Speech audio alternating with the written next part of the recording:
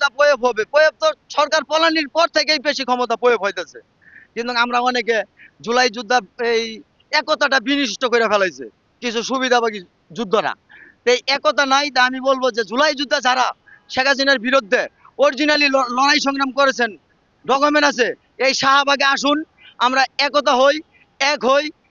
একতাই শক্তি, একতাই মুক্তি। আমরা যদি এক না হই, আগামী নির্বাচনের আগেই অনেক জুলাই যোদ্ধার কে অনেকভাবে হয়রানি হেও করবে এবং হামলা মামলা খুন খারাপি এই আমলিকের সন্ত্রাসীরা করবে। মানে জুলাই যোদ্ধাদেরকে বাঁচতে দিবে না, এদেরকে বিলীন করে দিবে, এদের পরিবার সহ এদেরকে মেরে ফেলবে। তা সরকার তো জুলাই যোদ্ধাদের নিরাপত্তা দিতে পারতেছেন না। এরপর জুলাই যোদ্ধাদের হামলার বিচারও করতে পারতেছেন না। উসমান হাদি ভাইয়ের হামলাটা এটা ছোট মোটো হামলা? বিপি নুরুল হক নূর ভাইয়ের উপর হামলাটা এটা কি ছোট মোটো হামলা? গণতন্ত্রের একটা বয়স বিপি নুরুল হক নূর।